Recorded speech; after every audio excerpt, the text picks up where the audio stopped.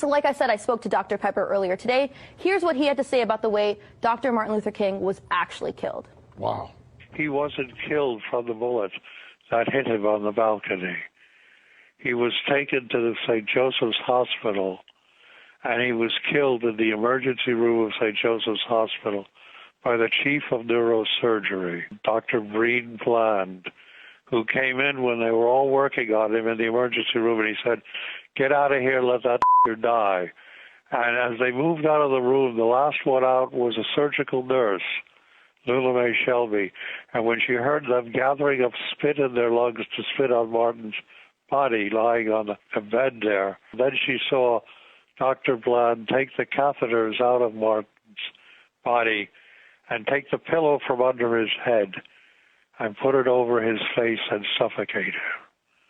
And that's how Martin King died. That's how he was really assassinated. Now, he might have died anyway from the bullet wounds, but he didn't. He was still alive and still breathing. The chief neurosurgeon, he intervened and he made sure that death would result. Wow. Right? My jaw was on the floor. Now, Dr. Pepper knows this because the son of the nurse, Lula Mae Shelby, who died, but before she died told her family, the son of this nurse told Dr. Pepper under oath. And when Dr. Pepper confronted a member of the Dixie Mafia, he said, yes, this happened, and actually that the chief of surgery was their family doctor, and that 3 weeks before the assassination, he visited them and said, hey, if the bullet doesn't kill him, make sure he goes to St. Joseph's, because we will make sure that he dies. Now, let's talk about this case, okay?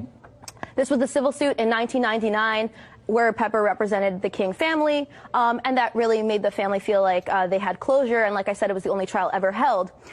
The Memphis jury in this case decided that local, state, and federal governments were liable for King's death, and that this was a real conspiracy, a conspiracy between the U.S. military, the Memphis PD, and Dixie Mafia, these crime figures in Memphis, Tennessee. This is just for the audience. Right. This is a civil case that was brought, much like the O.J. case. Right, where a jury they couldn't find him guilty here, but finally when a civil jury heard it, they came out with a It was the only trial, yes, and there was 30 days of trial, and over 70 witnesses were heard.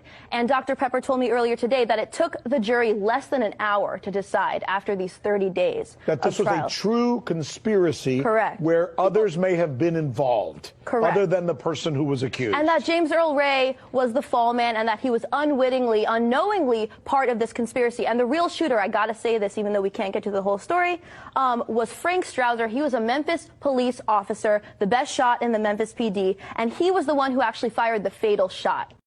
And that this is